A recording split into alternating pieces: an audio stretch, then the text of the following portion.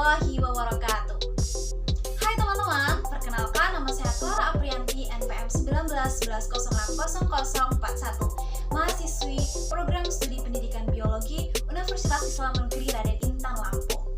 Video ini saya buat guna memenuhi tugas UTS mata kuliah evolusi. Dalam video kali ini, saya akan membahas tentang asal mula kehidupan. Nah, teman-teman penasaran nggak? Kira-kira ketika kalian melihat langit, melihat alam sekitar, kalian pernah terpikir nggak? Pernah terlintas di benak kalian bagaimana sih proses asal mula kehidupan ini? Bagaimana asal mula kehidupan itu terjadi?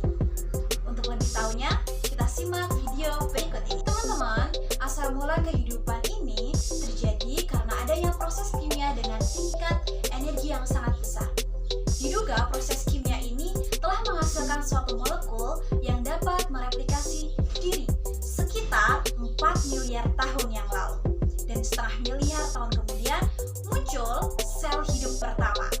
Konsensus ilmiah saat ini adalah bahwa biokimia kompleks yang menyusun kehidupan berasal dari reaksi kimia yang sederhana. Awal kehidupan mungkin melibatkan molekul yang dapat mereplikasi diri, seperti RNA dan perakitan sel-sel sederhana. Teman-teman, kalian tahu nggak, sebenarnya para ilmuwan ini sudah sejak lama berusaha menjawab pertanyaan tentang bagaimana asal mula kehidupan. Nah, para ilmuwan ini mengemukakan berbagai macam teori. Tentunya teori-teorinya ini disertai berbagai bukti yang mendukung teori tersebut.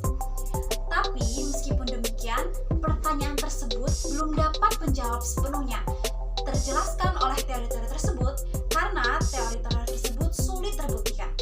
Dari sekian banyak teori tentang asal mula kehidupan, terdapat dua teori utama yang dapat diterima secara luas, yakni ada teori evolusi kimia dan teori evolusi biologi.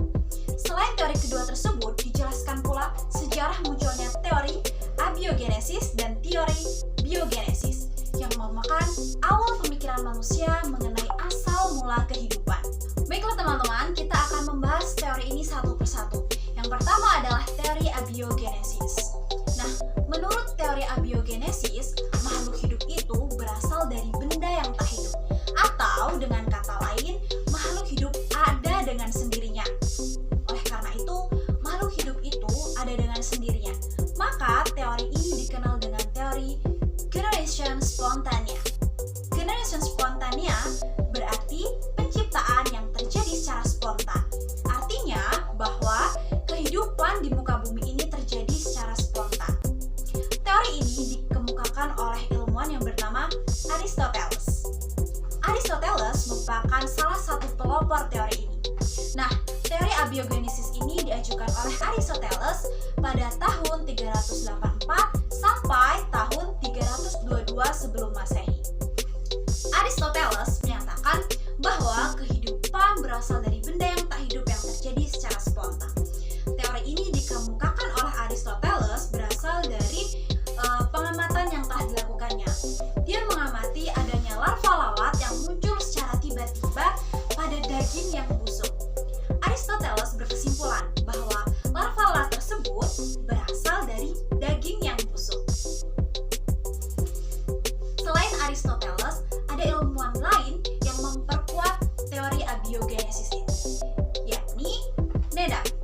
Nedam merupakan seorang ilmuwan yang berasal dari Inggris. Pada tahun 1713 hingga 1781, John Nedam melakukan percobaan. Percobaan dengan cara mengisi beberapa labu dengan kaldu daging. Kemudian dipanaskan tetapi tidak sampai mendidih. Kemudian labu tersebut ditutup dan disimpan pada suhu kamar.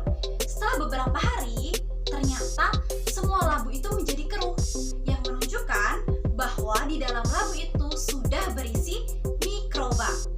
Berdasarkan hasil percobaannya, Nedam menyimpulkan bahwa mikroba yang menyebabkan kekeruhan dalam labu berasal dari kaldu daging yang disiapkan.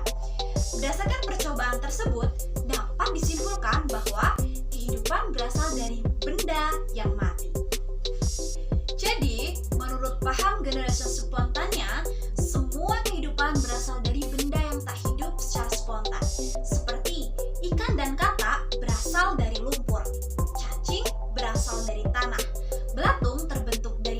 yang membusuk, serta tikus berasal dari sekam dan kain yang kotor. Baiklah teman-teman, kita lanjut ke materi yang kedua, yakni teori biogenesis. Teori ini menyatakan bahwa makhluk hidup itu berasal dari makhluk hidup juga.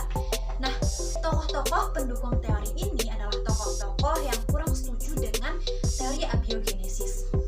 Seperti yang kita sebutkan tadi, yakni ada Francesco Redi, Lazzaro Spallanzani, dan Louis Pasteur. Francesco Redi merupakan orang pertama atau ilmuwan pertama yang melakukan penelitian untuk membantah teori abiogenesis.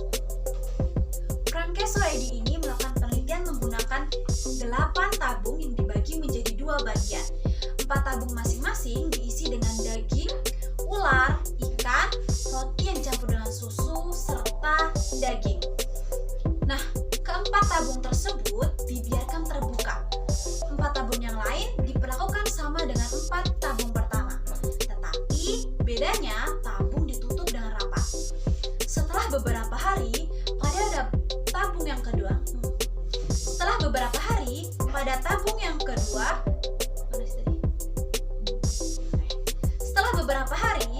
pada tabung yang terbuka terdapat larva yang akan menjadi lalat. Berdasarkan hasil percobaannya, ilmuwan Redi ini menyimpulkan bahwa ulat bukan berasal dari daging, tetapi berasal dari telur lalat yang terdapat dalam daging yang menetas menjadi larva.